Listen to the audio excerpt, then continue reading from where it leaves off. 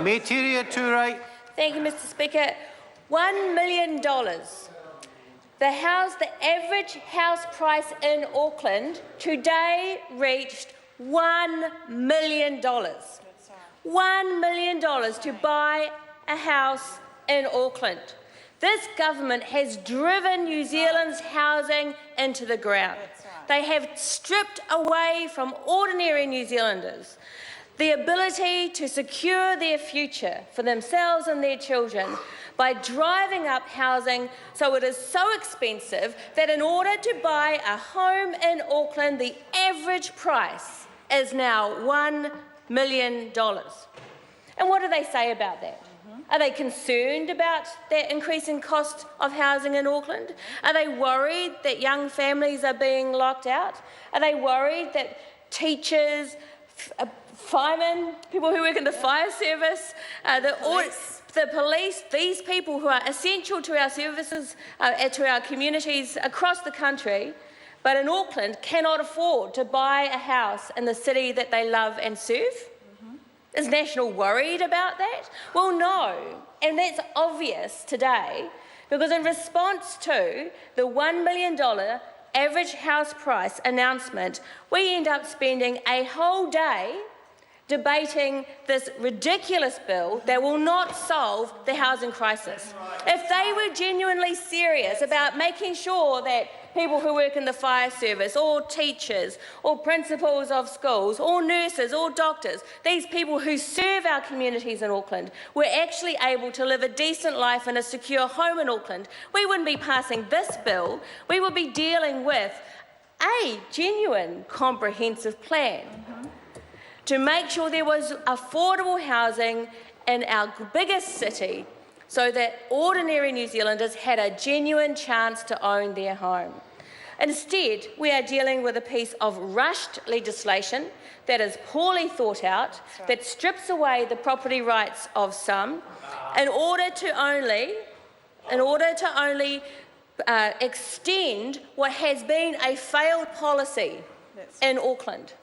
The special housing areas policy has failed in Auckland, and this legislation is designed to extend that failed policy because this government has no other ideas about how to fix New Zealand's housing crisis, a crisis that has seen homelessness increase beyond all measure over the last few decades, that has seen young families and elderly people locked out of securing their future. Sir, the special housing areas have not delivered in Auckland. Of the 157, 97 have no building on them. 2/3 have no building on them. They are simply sitting there, and you know why? Because land bankers and speculators are making a huge amount of money by sitting on these special housing areas that Nick Smith and the government have allowed them to have cheap. As I understand it, only 1,300 buildings have been built. I mean, that is a ridiculous failure by this government over the last 3 years. Special housing areas have helped many speculators and many land bankers increase their wealth, while hardworking families, young people trying to secure their future, older people trying to secure their retirement are locked out of housing in Auckland. It is a continuation of government's housing failure that this is how we have to spend our time dealing with this bill.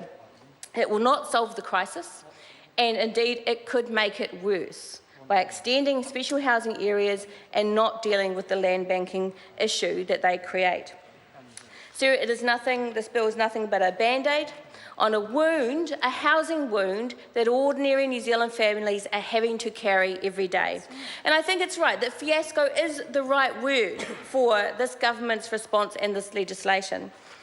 We are in the middle of a homelessness crisis that we haven't seen of its nature for decades. Come up with a better plan. $1 million average house price in Auckland, state housing still being sold off, while the waiting list for state houses grows and grows, and the only response is this rushed piece of legislation, poorly considered and desperate to keep the special housing areas going. And why is that? Because the government's only solution is to allow more private developers to have access to land and have access to fast-tracking consents. That is their only solution. They are taking no responsibility for their role in being able to provide housing themselves through a comprehensive build program that New Zealanders are desperately crying out for. Government knows that it can be much more engaged in actually building affordable homes. Instead, its solution is to allow land developers, speculators and land bankers to make more money off this crisis. So what does the bill actually do? Well, the first part does allow, it's really in response to just 8 developers and 8 special housing areas that are halfway through their consenting process. So they're nearly complete, but they haven't completed their consenting process. And if the special housing areas legislation expires on the 16th of September, as it's set to do, then those 8 developers will have to restart their consenting process over again. Now, there is an argument there is an argument that says it would be worthwhile extending the time period to allow those 8 developers to get their consents through, as long as, of course, they were actually required to build and this wasn't just another attempt, another opportunity for Nick Smith and National to allow more land banking. But if that was the case, that there was certainty that they would build, there is an argument that says we could use urgency to allow for that extension of time. Perhaps we could have a day of select committee. We could hear from officials and from those affected to be able to know that we had all of the information right, and that when we were passing a law through urgency, that law would be properly considered, properly constructed and effective. Because a large part of the problem with urgency, of course, is that most of the law we pass through urgency is useless and full of mistakes. So there is an argument for saying that part of the bill could be justified with a short period for consultation with the public and those affected.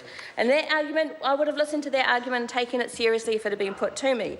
The problem is the bill also does other things that do not need to go through urgency, that actually do need to be properly considered. And so these are the 2 areas. It extends the failed SHAs for another 3 years. And it does not protect against land banking. The provisions in this little bill do not protect against land bankers. It gives the minister more powers and sets a time frame, but there was already a time frame in the previous bill, but it does not prevent land banking. And that is one of the major problems, the major failures of the SHAs in Auckland. Neither does this bill improve the percentage required for affordable housing. Right. So the problem for SHAs is we cannot guarantee, thank you Mr Speaker, we cannot guarantee that there will be a significant provision of affordable housing through these special housing areas. And this bill does not require more affordable housing from those special housing areas. So therefore, it again provides wealth acquisition opportunities for the speculators, but will not deliver affordable housing for the thousands of New Zealanders who need it. Well, the minister keeps saying it's rubbish, but there is nothing in his bill that is going to improve the affordability, the provision of affordable houses in those SHAs. It gives him more powers. It does not provide any more certainty to New Zealanders who are desperate for this housing because they are in such dire straits. And of course, sir, we have the offer-back provisions which provide real concern. Now, Nick Smith says that there are no Māori who provided that land for use for housing, and for who would be the first people under an offer-back provision to be offered that land back. Now, he doesn't know that for sure. He does not know that for sure, but he says he doesn't think there's any, and we're supposed to accept that from Nick Smith, who thinks that birds pooing in rivers is more important and more dangerous than cows pooing in rivers. This is not a man with a great sense of perspective about what is important. We cannot support this bill in its current form. We do expect there to be some changes over the course of today and tonight, perhaps a splitting of the bill.